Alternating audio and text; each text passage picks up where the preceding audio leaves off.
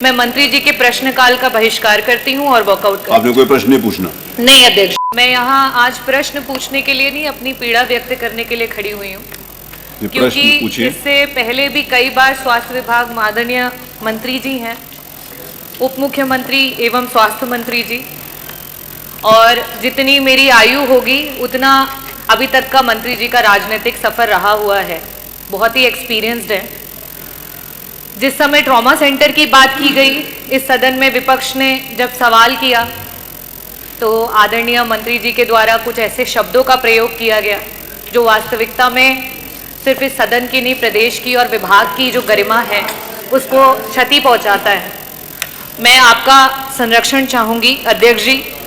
इसके बाद जब नवजात शिशुओं की मौत की बात हुई झांसी में, उस समय भी आदरणीय मंत्री जी के द्वारा नेता प्रतिपक्ष पे वार किया गया, ना कि उन बच्चों की जान कैसी गई उसका जवाब नहीं दिया गया।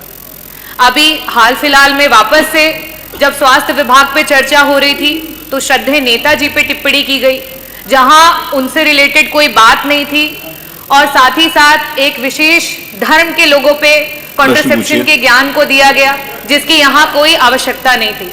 जब मेरे द्वारा इस सदन में मंत्री जी से प्रश्न पूछा गया है, कहीं ना कहीं मंत्री जी आहत हो जाते हैं या उस विभाग के या उस प्रश्न के जवाब उस अनुसार या उस अनुकूल नहीं रहते हैं कि मंत्री जी के द्वारा इस तरीके की क्रियाएं सामने आती हैं।